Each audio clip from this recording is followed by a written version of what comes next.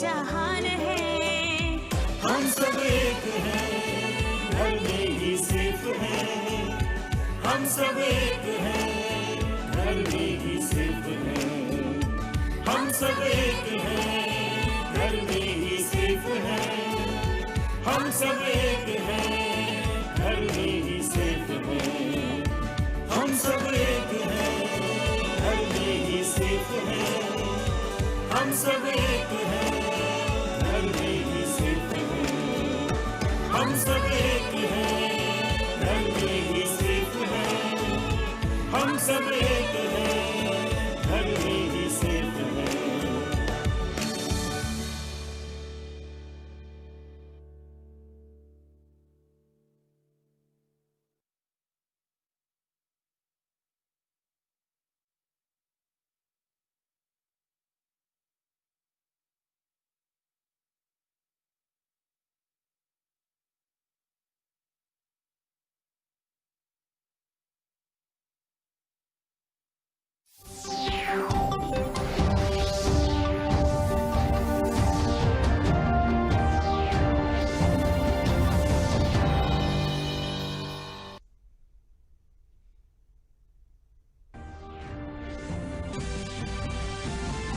Covid protocol का पालन करते हुए उत्तर प्रदेश विधानमंडल का मानसून सत्र आज से हुआ शुरू। विधानसभा और विधान परिषद में दिवंगत सदस्यों को श्रद्धांजलि देते हुए मौन रखा गया। कार्रवाई कल तक के लिए स्थगित। स्वच्छ सर्वेक्षण 2020 के नतीजों में लगातार चौथी बार इंदौर देश में पहले पायदान पर। लखनऊ ने स्वच्छता में रैंकिंग सुधारते हुए 121वें स्थान से 12वें स्थान पर लगाई छलांग। आगरा प्रदेश में दूसरे और गाजियाबाद तीसरे स्थान पर। देश में पिछले 24 घंटों में कोविड-19 के 9 लाख से ज्यादा नमूनों की हुई जांच। करीब 21 लाख मरीजों ने दी महामारी को मात। रिकवरी दर बढ़कर हुई 74%।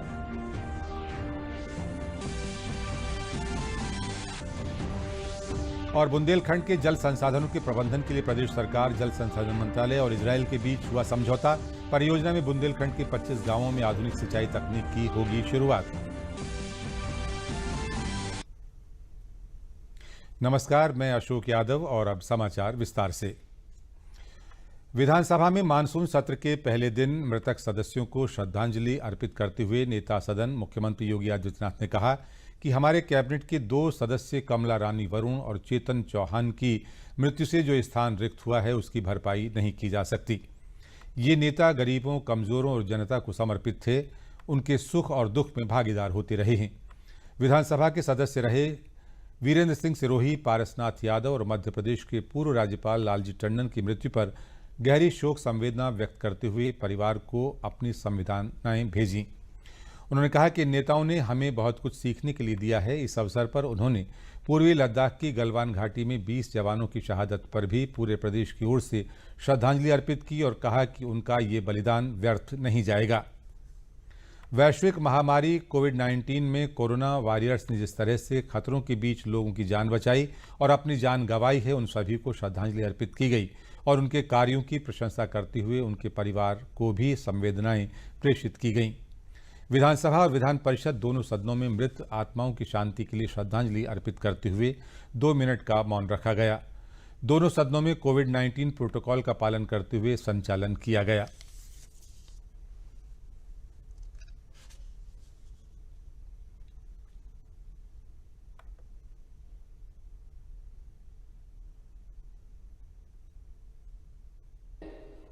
मैं इन सभी अपने पूर्व मान्य सदस्यों के प्रति उनकी आत्मा, दिवंगत आत्मा की शांति की कामना करते हुए शोक संतप्त परिजनों के प्रति सदन की संवेदनाओं को उनके परिजनों तक पहुंचाने की अपील आप सबसे करते हुए मैं इन सभी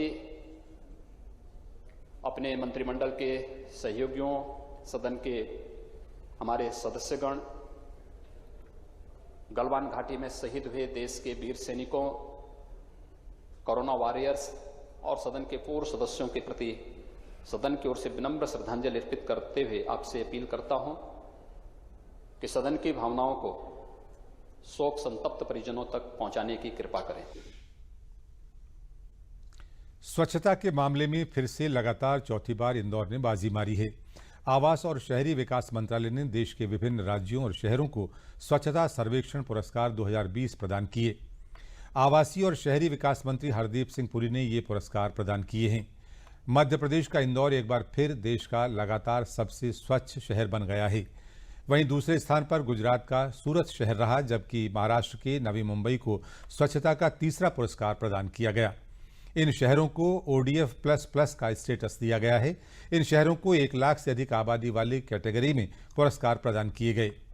वहीं 1 लाख से कम की आबादी वाली शहरों में महाराष्ट्र के 3 शहरों ने बाजी मारी है। कराड़, सावड़ और लोनावला क्रमशः पहले, दूसरे और तीसरे स्थान पर रहे। वहीं 100 से अधिक शहरों वाले राज्यों की कैटेगरी में स्वच्छता के मामले में प्रथम पुरस्कार छत्तीसगढ़ को दिया गया है। 100 से कम शहरों वाले राज्यों की कैटेगरी में स्वच्छता पुरस्कार झारखंड को दिया गया है। स्वच्छ कैंटोनमेंट बोर्ड का पुरस्कार जालंधर को दिया गया है, जबकि स्वच्छ गंगा टाउन का पुरस्कार वाराणसी को मिला है। केंद्रीय आवास और शहरी विकास मंत्री हरदीप सिंह पुरी ने देश भर के स्वच्छता सिपाहियों से संवाद भी किया। इस दौरान वे कोरोना महामारी के बीच काम करने वाले स्वच्छता सिपाहियों के कार्य अनुभव से रूबरू हुए। कार्यक्रम के दौरान केंद्रीय मंत्री ने स्वच्छता सर्वेक्षण रिपोर्ट 2020 को भी जारी किया। स्वच्छता सर्वेक्षण में इस बार लखनऊ ने ऊंची छलांग लगाई है। सर्वे के परिणामों की घोषणा में आज लखनऊ देश में 12वें स्थान पर है, जबकि प्रदेश में पहले स्थान पर है। इससे पहले लखनऊ 121वें स्थान पर था। सर्वेक्षण में लखनऊ की रैंकिंग सुधरने के बाद जिम्मेदारी और बढ़ गई है। लखनऊ में स्वच्छता इंतजामों को देख रही संस्था इको ग्रीन ने इसे चुनौती के रूप में लेते हुए अगले सर्वेक्षण में लखनऊ को नंबर 1 पर पहुंचाने का लक्ष्य निर्धारित किया है। आज के सर्वेक्षण में लखनऊ नंबर 1 स्थान पर रहा, वहीं आगरा को दूसरा और गाजियाबाद को तीसरा स्थान मिला।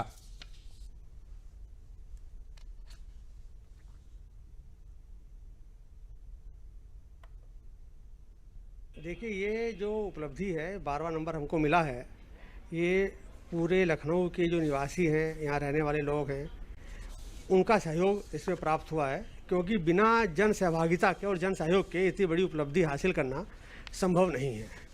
साथ ही हमारी जो संस्थाएं साथ में लगी हैं, चाहे सफाई कर्मचारी हों, चाहे कूड़ा उठाने वाली संस्था इको ग्रीन हो, या अन्य जितने भी लोग हैं जो इस अभियान से जुड़े हैं, सबने जी जान से मेहनत की है। उसी का ये परिणाम है कि आज हम लोग 121 से 12वें स्थान पर आए हैं। प्रोसेसिंग हर चीज़ में काफ़ी मेहनत हुई है सर। और दूसरा, जो हमारे वरिष्ठ अधिकारीगण हैं उनका काफ़ी सहयोग रहा इसमें, और हमारी जो भी शिकायतें आती रहीं, जो हमारे काम में अड़चनें आती रहीं, उसका त्वरित निस्तारण किया गया।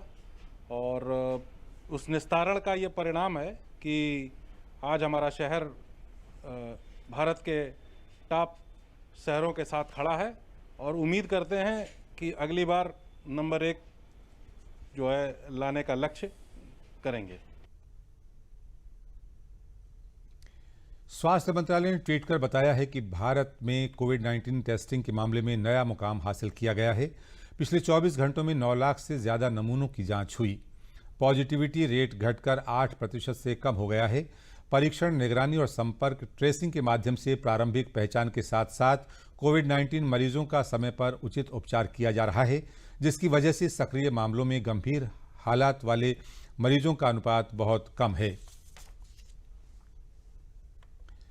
प्रदेश के बुंदेलखंड क्षेत्र के जल संसाधन के प्रबंधन की परियोजना के लिए आज लखनऊ में उत्तर प्रदेश सरकार तथा जल संसाधन मंत्रालय इजराइल के मध्य प्लान ऑफ कॉपरेशन हस्ताक्षरित किया गया।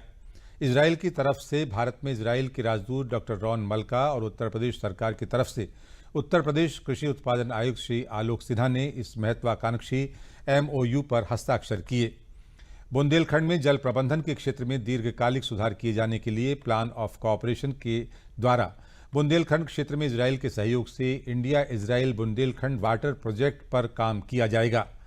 India Israel Bundelkhand water project को Shri Dan Alouf, counsellor MASHAV agriculture Israel द्वारा विकसित किया गया है। परियोजना के अंतर्गत उन्नत कृषि उपायों, इंटीग्रेटेड ड्रिप इरिगेशन के द्वारा क्षेत्र में जल संवर्धन के काम किए जाने प्रस्तावित हैं। इस प्रोजेक्ट के अंतर्गत बुंदेलखंड के 25 गांवों को शामिल किया गया है। जनपद झांसी में स्थित पहुंच डैम के रिजर्वायर को परियोजना के अंतर्गत सिंचाई के लिए इंटीग्रेटेड ड्रिप इरिगेशन से युक्त किया जाएगा। परियोजना के क्रियान्वयन में आवश्यक सहयोग और क्षमता वृद्धि के लिए इजरायल के विशेषज्ञों की सेवाएं भी ली जाएंगी। साथ ही नवीनतम सिंचाई तकनीकों को भी परियोजना में समावेशित किया जाएगा, जिसको बाद में परियोजना के हित में आवश्यकता के अनुसार विस्तार दिया जाएगा।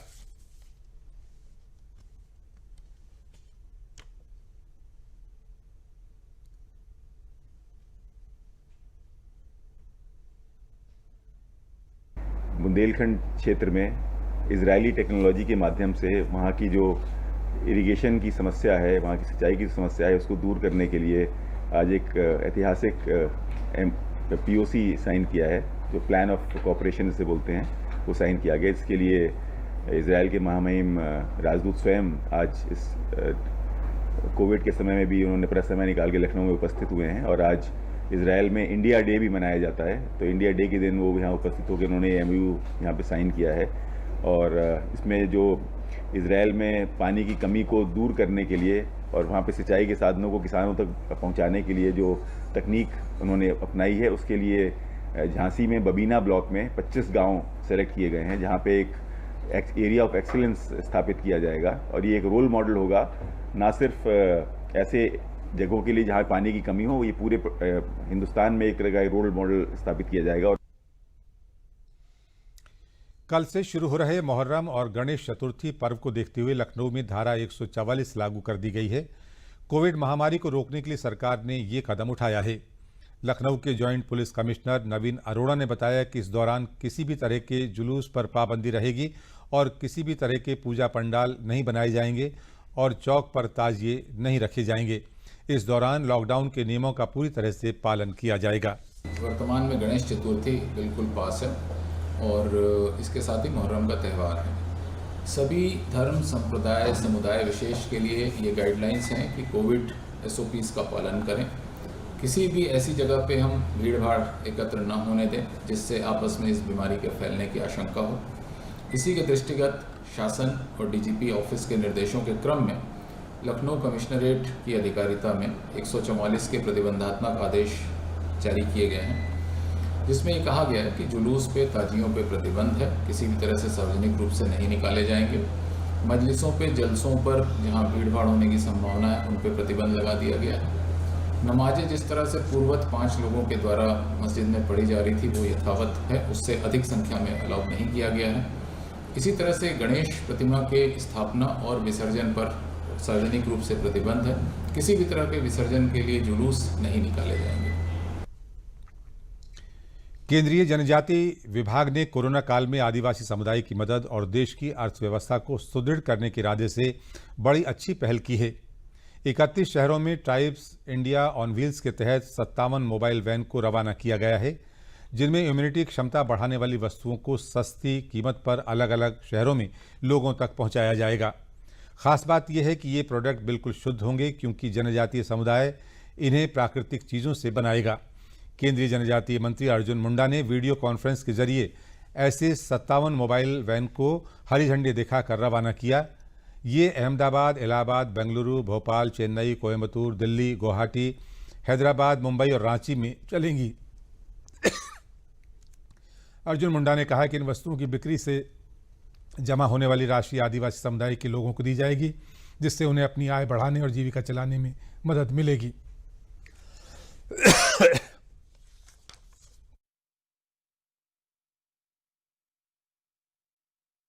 यह कार्यक्रम भारत को कोरोना वायरस से बाहर करते हुए नई अर्थव्यवस्था निर्माण करने में हर व्यक्ति, हर परिवार, जनजातीय समुदाय जो देश के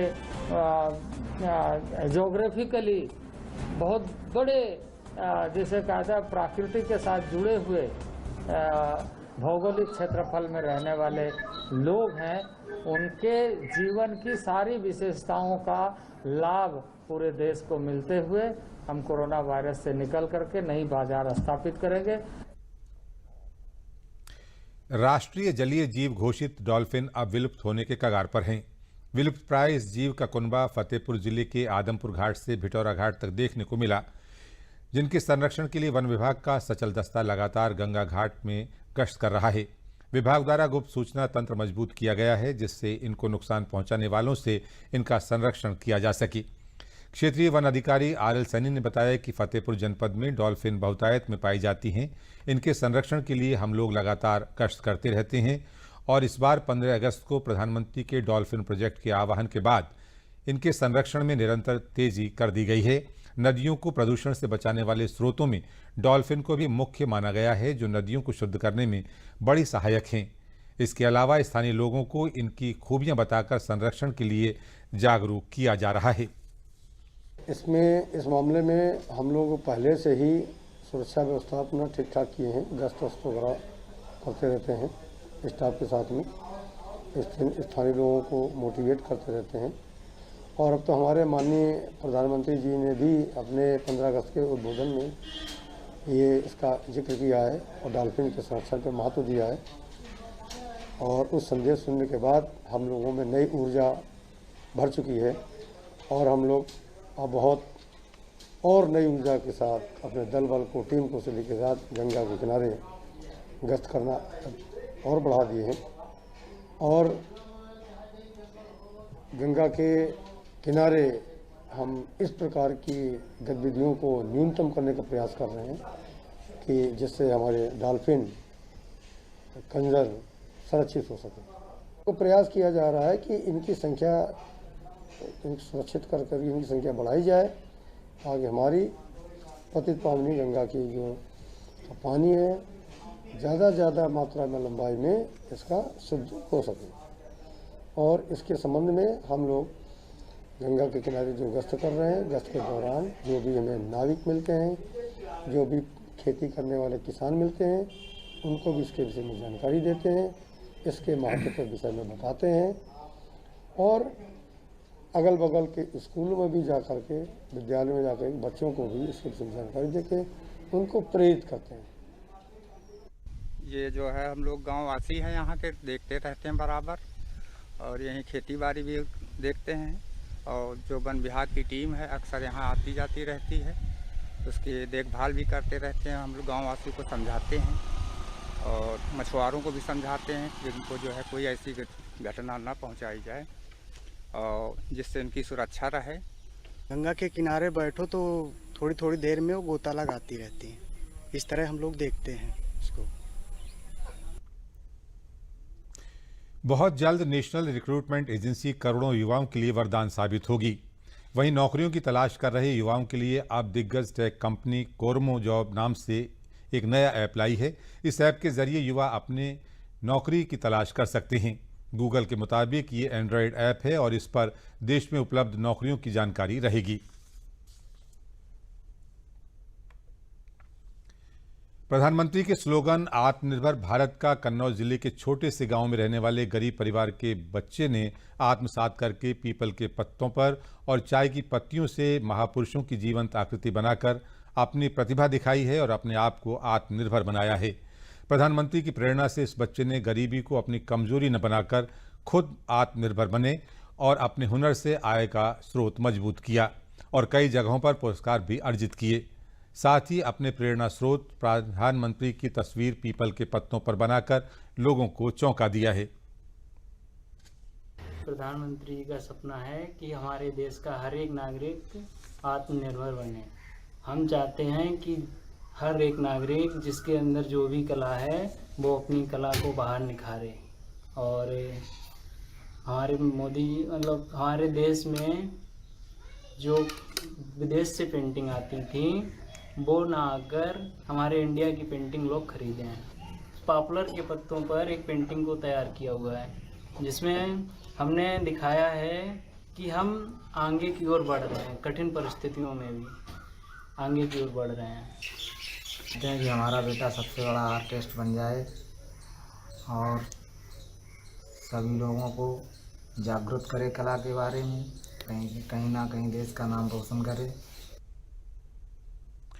ग्रामीण और पहाड़ी अंचलों में रहने वाले गरीब परिवारों को आत्मनिर्भर बनाने के उद्देश्य से सोनभद्र जिला प्रशासन ने बांस से क्राफ्ट सामग्री बनाने का प्रशिक्षण शुरू किया है।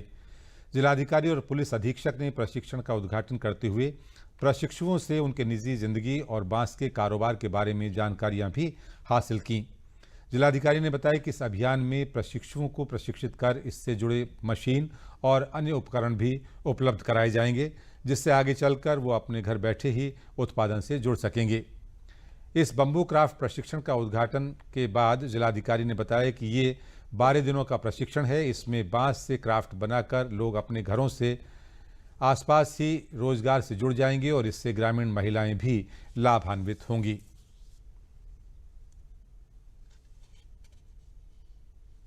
इनको अभी नए नए टूल्स का हम लोग इनको इंट्रोड्यूस कर रहे हैं।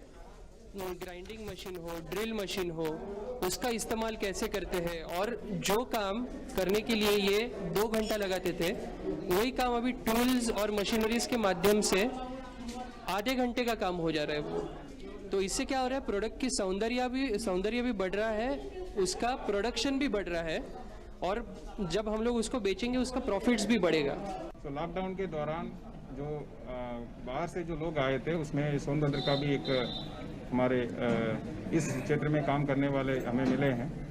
तो उनके सहयोग से हमने कुछ CSR से मदद लेके ये लोग जो ट्रेडिशनली काम करते आ रहे हैं उसको और बेहतर तरीके से करने के लिए कुछ इक्विपमेंट्स, कुछ मशीनरी की सहयोग से और तेज़ी से करने के लिए ये प्रशिक्षण दिया जा रहा है। ये कुल 12 दिन का प्रशिक्षण है और हर दिन इनको कुछ स्टाइपेंड के रूप में भी दिया जाएगा और ये ट्रेनिंग प्राप्त करने के उपरांत कुछ टूल्स भी इनको उपलब्ध कराया जाएगा, जिससे कि ये जो काम करते आ रहे हैं उसको और बेहतर तरीके से कर सकते हैं और इनके प्रोडक्ट्स को अच्छे दाम मिल सकता है। जब देश में कोरोना की शुरुआत हुई तो पूरे भारत में लॉकडाउन घोषित किया गया और कोरोना महामारी से निपटने के लिए सरकार ने अस्पतालों में वेंटिलेटर युक्त बेड की व्यवस्था शुरू की, जहां कोरोना से ग्रस्त गंभीर मरीजों को भर्ती किया जा सके। देश में ऐसे तमाम लोग भी हैं जो अस्पतालों में वेंटिलेटर का खर्च नहीं उठा सकते। ऐसे में बरेली के युवा इंजीनियर आकाश दीक्षित ने कोरोना काल में वेंटिलेटर बनाने की सोची। आकाश के इस प्रयास से सुलभ और सस्ता वेंटिलेटर तैयार हो गया है, जो कोरोना काल में महंगे वेंटिलेटर को टक्कर देने में सक्षम है। ये वेंटिलेटर सी बोल्ट और मोबाइल चार्जर पर काम करता है, जो ग्रामीण परिवेश के लिए उपयोगी और किफ़ायती साबित होगा। ये देखिए, ये जो वेंटिलेटर है, ये इसका आइडिया आया था लॉकडाउन फर्स्ट के दौरान। जैसे कि हमारे देश में ये देखा जा रहा था कि कोरोना वायरस के चलते वेंटिलेटर की बहुत ज़्यादा शॉर्टेज हो रखी थी और वेंटिलेटर्स की डिमांड भी बहुत ज़्यादा है। तो ऐसी कंडीशन में क्या है कि बाहर से हमें इंपोर्ट करने पड़ते थे, जो कि बहुत ज़्यादा कॉस्टली आ रहे थे। ठीक है, तो इसको हमने 3 मोड सबसे पहले डिसाइड किए। हमने 3 पॉइंटों पे सबसे ज़्यादा ध्यान दिया इस पर कि हम जब ये वेंटिलेटर बनाएं तो क्या याद रखें, जिनमें से पहला पॉइंट था कि हर कोई इसको अफोर्ड नहीं कर सकता था। तो हमने सबसे पहले इसको लो कॉस्ट वेंटिलेटर डिज़ाइन किया, जिसमें कि हमने क्या किया, जो वेंटिलेटर्स के बहुत ज़्यादा अननेसेसरी पार्ट थे, जिसकी बहुत ज़्यादा ज़रूरत नहीं थी, उनको रिमूव करके जिसकी बहुत ज़्यादा नीड होती है उन पार्ट्स को इसमें रखा और एक लो कॉस्ट वेंटिलेटर बनाने का निश्चय किया। जिसकी वजह से क्या हुआ कि अब एक ग्रामीण इलाके में भी ऐसे, जैसे हमारी भारत की मैक्सिमम पॉपुलेशन ऐसे दर्जे को बिलोंग करती है जहाँ पे जिन लोगों के पास पैसा नहीं है, तो वो उसको अफोर्ड कर पाएँ। ज़्यादातर जो होते हैं गांव में केस निकलते हैं, तो वो जो गांव से नहीं आ पाते हैं उन जब तक शहर में आते हैं इलाज के लिए, तब तक पता लगा वेंटिलेटर के कमी की वजह से उनकी डेथ हो जाती है। ठीक है, तो और ये हमें बना था लो कॉस्ट, क्योंकि ज़्यादा कॉस्ट का था आ रहा है, अभी तक हर कोई बंदा अफोर्ड नहीं कर पाता, हर कोई व्यक्ति अफोर्ड नहीं कर पाता है। तो हमने एक लो कॉस्ट वेंटिलेटर डिज़ाइन करा है और उसको आज हमने पूरा कर लिया। और मुजफ्फरनगर जिले के किसानों ने गन्ने के उचित और लाभकारी मूल्य FRP में बढ़ोतरी पर केंद्र सरकार की सराहना की है। प्रधानमंत्री नरेंद्र मोदी की अध्यक्षता में बुधवार को केंद्रीय मंत्रिमंडल ने वर्ष 2020-21 के लिए गन्ने के FRP में 10 रुपये बढ़ाकर 285 रुपये प्रति क्विंटल करने की मंजूरी दी है। मुजफ्फरनगर में 85% भूमि पर गन्ने की खेती होती है। गन्ना यहाँ की मुख्य और प्रमुख फसल है। गन्ना किसानों ने केंद्र सरकार के इस कदम की सराहना की है। हालांकि प्रदेश में पहले ही गन्ना किसानों को केंद्र सरकार द्वारा घोषित मूल्य से अधिक पैसा मिल रहा है। तो हम सरकार का धन्यवाद देना चाहते हैं। इसमें किसानों को आर्थिक स्थिति में मजबूती मिलेगी और जो किसानों के बारे में ये सरकार सबका साथ विकास, इसमें बहुत अच्छा योगदान सरकार दे रही है और हमें बहुत अच्छा लगा है सरकार ने 10 रुपये बढ़ाए हैं। सरकार का इसके लिए बहुत बहुत धन्यवाद और हम लोगों को बहुत फायदा मिलेगा इसका। हम सरकार से यही उम्मीद कर रहे थे। ये बहुत अच्छी बात करी मोदी ने मान ली है और किसानों को थोड़ा सा राहत मिल जाएगा। इस करके किसान बहुत समर्थन उनके, बढ़िया धन्यवाद उनका इस चीज़ को। सीधी सी बात है कि किसान को लाभ होगा। अगर किसी का 1 बीघे में 50 कुंतल गन्ना भी निकलता है तो उसे 500 रुपये का लाभ होगा। योगी मोदी जी हैं, किसानों की समस्याओं का समाधान करने के लिए वो सदैव तत्पर रहते हैं और बहुत ही अच्छा उन्होंने निर्णय लिया है। इससे न केवल किसान का आर्थिक रूप से सक्षम होगा, इससे बहुत फ़ायदा है। थोड़ी तरक्की होगी अब गन्ने में, जैसा कि ये 10 रुपये बढ़ाए गए, इससे थोड़ा हमारे फ़ायदा होगा। मैं सरकार का शुक्रिया अदा करना चाहूँगा, बहुत अच्छा कदम उठाया उन्होंने हमारे किसान भाइयों के लिए। मैं भी एक किसान का ही बेटा हूँ। 10 रुपये 1 कुंटल पे बढ़ा के सरकार ने किसानों के लिए बहुत ही ज़्यादा मदद की है। ये सरकार का सबसे बेहतरीन कदम है जो हमारे किसान भाइयों के भविष्य के लिए आगे बहुत ही अच्छा रहेगा। भारतीय महिला क्रिकेट टीम के खिलाड़ी और आगरा की दीप्ति शर्मा को अर्जुन अवार्ड दिए जाने की खेल मंत्रालय द्वारा सिफारिश किए जाने के बाद दीप्ति के परिवार में जश्न का माहौल है। आगरा की अवधपुरी कॉलोनी में रहने वाली भारतीय क्रिकेट टीम की खिलाड़ी दीप्ति शर्मा की घर और आसपास के क्षेत्रों में मिष्ठान का वितरण किया गया। दीप्ति शर्मा ने भारतीय महिला क्रिकेट टीम में खेलते हुए बेहतरीन प्रदर्शन करके भारतीय टीम को जीत दिलाई। इससे पहले भारतीय महिला क्रिकेट टीम की सदस्य पूनम यादव को अर्जुन अवार्ड मिल चुका है। दीप्ति के पिता रघुवंश शर्मा ने बताया कि दीप्ति को मिलने जा रहा अर्जुन अवार्ड आगरा के लिए गौरव की बात है।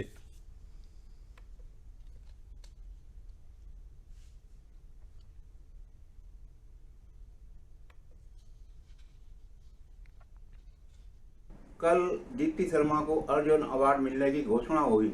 मुझे और मेरे परिवार को बहुत प्रसन्नता हुई। पूरी कॉलोनी वासियों के समाज शुभ संदेश मेरे पास आने लगे, बधाई के संदेश मिलने लगे। बाहर से ही बहुत सारे बधाई के संदेश मिले। मुझे अपनी बेटी पर बहुत गर्व है और ये आगरा के लिए बहुत बड़े गौरव की बात है कि लगातार 2 वर्षों में 2 बार अर्जुन अवार्ड मिलने जा रहा है। गत वर्ष पूनम यादव को ये अवार्ड मिला था, इस वर्ष मेरी बेटी दीप्ति शर्मा को ये अवार्ड मिलने जा रहा है। तो ये आगरा की समस्त बेटियों के लिए बहुत बड़े गौरव की बात है। बहुत खुशी का दिन है पूरे देशवासियों के लिए कि पूरे देश की जो बेटी है वो अवार्ड लेने जा रही है। इससे पहले पूनम यादव को मिला था। हमारे देश की बेटियां प्रोग्रेस कर रही हैं। हर बेटी के लिए मेरा आशीर्वाद है कि सब लोग लगन से मेहनत से आगे बढ़ने की कोशिश करें, हर क्षेत्र में मेहनत करें और अपने देश का, अपने परिवार का, सभी का वो गौरव बढ़ाएं। माटी कारीगरों को बढ़ावा देने के लिए प्रदेश में पिछले साल के मुकाबले 4 गुना अधिक कारीगरों को इस वित्तीय वर्ष में मिट्टी के पट्टे आवंटित किए गए हैं, जबकि 10,000 से अधिक कारीगरों को आधुनिक चाक और अन्य उपकरण उपलब्ध कराए गए। ये कहना है उत्तर प्रदेश माटी कला बोर्ड के अध्यक्ष धर्मवीर प्रजापति का। लखनऊ में दूरदर्शन से बात करते हुए उन्होंने कहा कि प्रधानमंत्री के आत्मनिर्भर अभियान के तहत ये काम किए जा रहे हैं। उन्होंने बताया कि प्रदेश में अब तेजी से इस क्षेत्र को और सुदृढ़ किया जा रहा है। उन्होंने बताया कि अब इस क्षेत्र के कारीगर परंपरागत उत्पादों की जगह डिजाइनर उत्पादों का निर्माण कर रहे हैं, जिनकी बाजार में काफ़ी डिमांड है।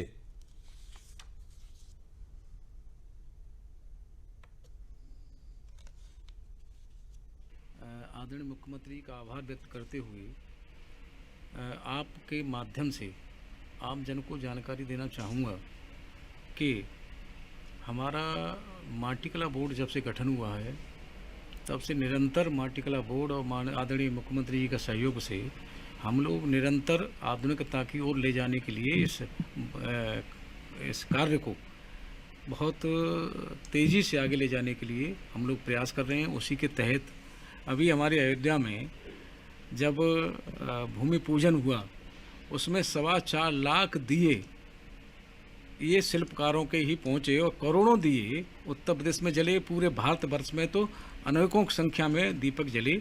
ये पहली बार ऐसा हो रहा है कि स्वदेशी पे हमारा उत्तर प्रदेश नहीं पूरा भारत निर्भर हो रहा है और स्वदेशी के प्रति हमारे प्रधानमंत्री जी का कहना है कि हम आत्मनिर्भर बने। उसी के तहत माटी कला बोर्ड भी एक काम कर रहा है। हम जो है ऐसे हमारे पिछले विगत वित्तीय वर्ष के हम देखें तो लगभग 10,000 लोगों को हमने टूल किट्स के माध्यम से और रोजगार से जोड़ा है। महामारी के दौर में बरेली जिले में हजारों परिवारों के लिए प्रधानमंत्री गरीब कल्याण योजना संजीवनी का काम कर रही है। प्रवासी श्रमिकों को उनके अपने गांव में ही मनरेगा के तहत काम मिल रहा है, जिससे ये लोग अपनी जीविका चला रहे हैं। जिले में 75,000 मजदूरों को काम मिला है। गांव में ही काम मिलने से ये लोग काफ़ी खुश हैं और प्रधानमंत्री को धन्यवाद दे रहे हैं।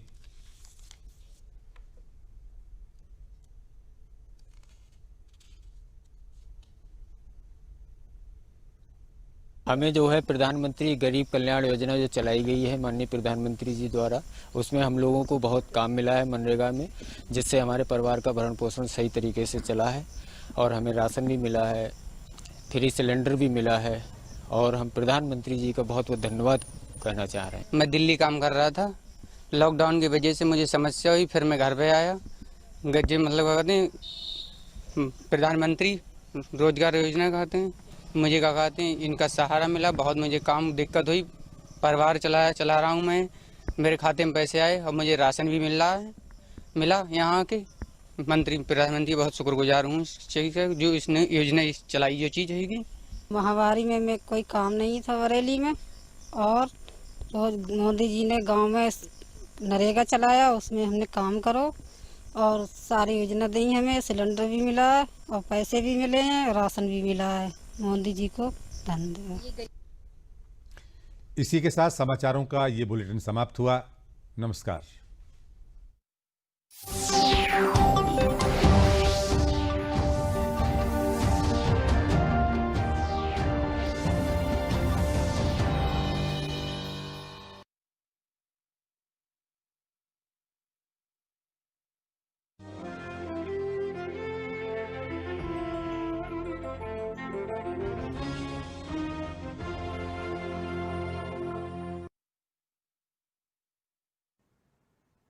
हेलो बच्चों, कैसे हैं आप सब?